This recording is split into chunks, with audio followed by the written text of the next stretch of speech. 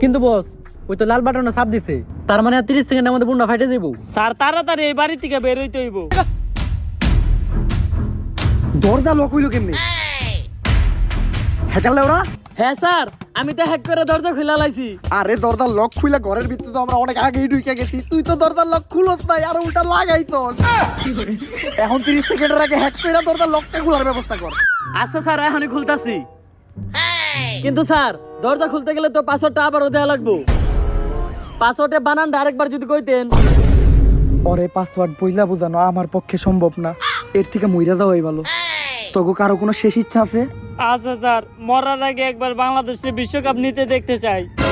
তাইলে আর তোর শেষ ইচ্ছা পূরণ হইল না, কারণ বাংলাদেশ বিশ্বকাপ নিব এটা কখনোই সম্ভব না। মরার আগে 5 সেকেন্ড নীরবতা পালন কর। যাই, হাতে তো 5টা সেকেন্ড আছে, একটা টিকটক ভিডিও বানাই। গায়ে সাপোর্ট করলে সাপোর্ট পাবেন 100%।